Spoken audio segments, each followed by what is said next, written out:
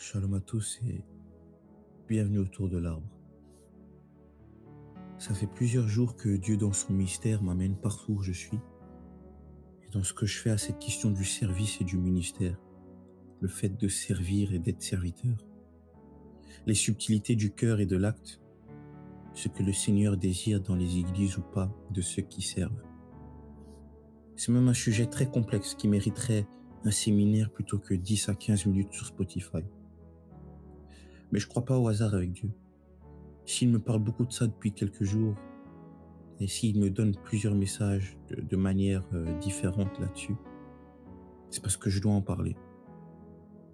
Pour ce faire, j'aimerais commencer avec ce verset. C'est dans Jean chapitre 4, verset 23, où Jésus dit « Mais l'heure vient, et elle est déjà venue, où les vrais adorateurs adoreront le Père en esprit et en vérité, car ce sont là les adorateurs que le Père demande. » La traduction littérale du mot « demande » ici pourrait être « cherche ». En fait, le message que le Seigneur veut passer, c'est que les actes sont bien, mais le cœur de l'acteur est beaucoup plus important. Des fois, on se dit que l'acte, la beauté du geste, la grandiloquence dans les propos en fait la grandeur. Alors que le Seigneur ici dit quelque chose d'important. Le Père ne cherche pas simplement l'adoration, mais l'adorateur. La subtilité, c'est que l'adorateur, le serviteur, le vrai, produira l'adoration, le service selon le cœur de Dieu. Mais l'adoration, le service seul, est un acte que chacun peut faire sans pour autant l'avoir fait comme Dieu le voulait ou le demandait. Dans la Bible, le Seigneur dit quelque chose de formidable sur le roi David. Dans 1 Samuel chapitre 13, verset 14, il est dit « L'Éternel s'est cherché un homme selon son cœur, et l'Éternel l'a établi prince sur son peuple. » Ou dans Acte 13, verset 22, « J'ai trouvé David, un homme selon mon cœur qui fera toute ma volonté. » On voit l'accent que Dieu met sur le cœur de l'acteur.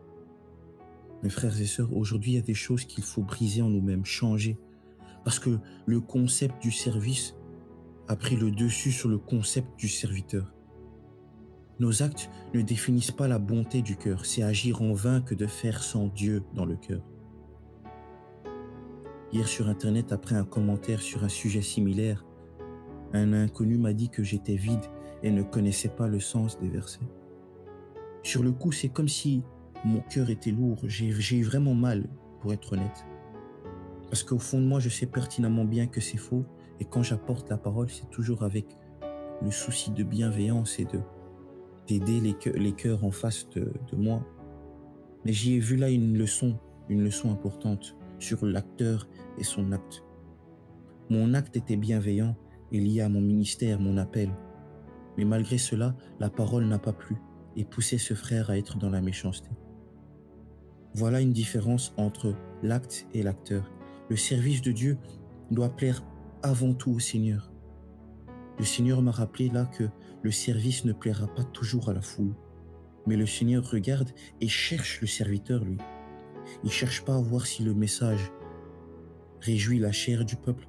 Il cherche à voir si l'acte posé est conforme à sa volonté et sa parole.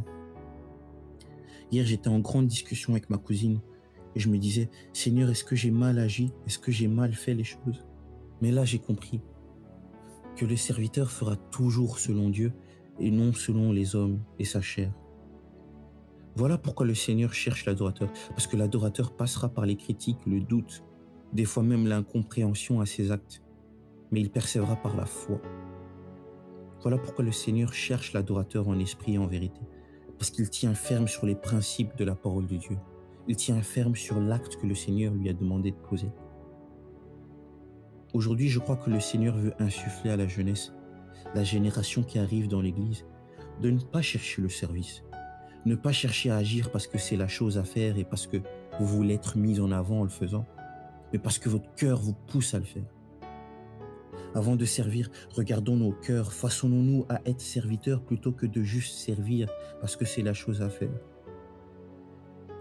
Dans Éphésiens 3, Paul souligne le fait que c'est par la grâce et l'Esprit de Dieu qu'il agit, qu'il écrit et qu'il révèle les mystères de Dieu. Ce que le Seigneur souhaite dans l'Église, c'est que ça soit cette même grâce qui nous anime. Pas des désirs personnels, pas notre ambition, mais la grâce, la grâce de Dieu qui amène à être l'adorateur en esprit et en vérité. C'est cette même grâce qui fait que j'écris le texte de cet épisode. Parce que moi-même, je n'avais pas les mots, ni les versets.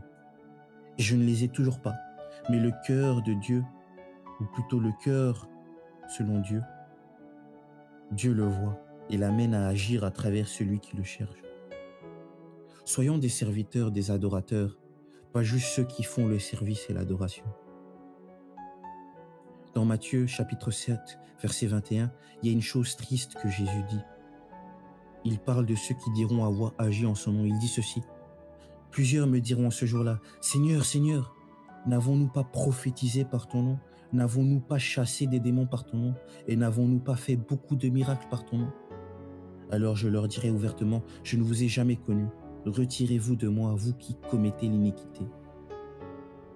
Ce qui est à souligner dans ce verset, je l'ai appris récemment par un pasteur qui parlait de ce verset. Il disait, le Seigneur ici dans ce verset, il ne réfute pas ce qu'ils ont fait. Il ne dit pas qu'ils n'ont pas agi, mais il parle de leur iniquité, leur faute. C'est ça qui fait que le Seigneur dit qu'il ne les a jamais connus. Non pas parce qu'il ne connaît pas réellement ces gens, il est Dieu, il est omniscient, il connaît tout le monde. Mais quand il dit qu'il ne les a jamais connus, il parle de ce manque de communion. Là où il voulait l'adorateur, il n'a eu que l'adoration. Là où il voulait le serviteur, il n'a eu que les gens qui parlaient en son nom pour faire des miracles, sans le cœur, sans l'amour derrière. Et ce qui est important à souligner, c'est que ça pourrait être nous. C'est pas toujours ceux qui sont en face au pupitre, ça peut être nous. Si aujourd'hui on se laisse aller et qu'on oublie le cœur de l'acteur derrière l'acte, le Seigneur nous dira peut-être qu'il ne nous a jamais connus. Malgré tout ce que nous pouvons faire, ce que le Seigneur désire, c'est qu'on apprenne chaque jour à faire mieux que hier et être mieux que hier. Pour ce faire, il faut la remise en question pour arriver au cœur selon Dieu. Justement dans l'épisode de mon acte où le garçon là a dit que j'étais vide et ma discussion avec ma cousine, j'ai peut-être pas mal agi, mais je pouvais toujours mieux faire. Le Seigneur nous appelle toujours à mieux faire, parce que cette communion avec le Seigneur amène toujours à l'évolution. Là est la différence entre l'adorateur et celui qui pousse seulement l'adoration, entre le serviteur et celui qui fait le service. C'est que le serviteur est en constante évolution, en constante remise en question, en constante communion avec l'Éternel pour grandir et devenir meilleur. Mais je souhaite qu'on soit l'adorateur que Dieu cherche et que l'Esprit nous remplisse pour discerner qu'il est également autour de nous. C'est important également. Ne soyons pas aveuglés par les actes, les grands bâtiments, l'ambition ou les rôles qu'on peut avoir dans l'Église. Ayons les yeux fixés sur Jésus et ce que l'Éternel recherche avant ce que nous recherchons. J'aimerais finir avec ceci. Pour servir, il faut demander à Dieu de briser en nous notre façon d'être et de nous façonner à sa manière. Moi, de base, je suis quelqu'un de têtu. Je suis quelqu'un qui aime avoir raison. Mes sœurs me le disent souvent depuis que je suis petit. Je suis quelqu'un qui aime toujours, ou en tout cas quand il a une position, il reste fixé dessus. Mais pour servir Dieu, est-ce que être têtu, c'est compatible au fait d'enseigner et de partager? Je ne pense pas. Alors voilà pourquoi il faut demander au Seigneur de nous briser, de nous améliorer, d'être en constante évolution pour servir selon sa manière et non la nôtre. Soyons des exemples, soyons façonnés par Dieu. Comme à chaque épisode, j'aimerais finir avec une prière. Éternel, Dieu des armées, aujourd'hui tu nous fais un rappel très important, celui de notre cœur et l'état de notre cœur dans l'Église. Seigneur, je demande que chaque personne qui écoute ce message et qui se remette en question se dise « Père, je veux être meilleur. Père, je veux faire mieux demain. Père, je veux contribuer à l'œuvre du royaume. Non pas pour moi, mais pour ceux qui sont autour de moi, pour qu'on puisse grandir tous ensemble. Qu'on soit accompagné de cette grâce, accompagné de cet amour pour faire mieux. Que je n'accorde plus trop d'importance juste au service, mais que j'accorde d'importance au cœur du serviteur. Que je sois un vrai adorateur, celui que tu cherches, et non pas seulement celui qui fait l'adoration et que tu ne connaîtras pas au jour du jugement dernier. Seigneur, sois avec nous. Sois avec nous, accompagne-nous pour être meilleurs, accompagne-nous pour trouver les mots, accompagne-nous pour comprendre les autres, pour agir selon ta volonté. C'est en ton nom que j'ai prié et je dis Amen. Merci à vous tous d'avoir écouté cet épisode. Comme d'habitude, je dirai toujours de partager, de vous abonner à la page Instagram et Twitter Arbreard, pardon, et que si ce message vous touche, de parler à vos proches, d'essayer de faire passer le mot pour que ce message grandisse et que ça touche les cœurs. En tout cas, merci beaucoup à vous. On se retrouve bientôt autour de l'arbre. Soyez bénis.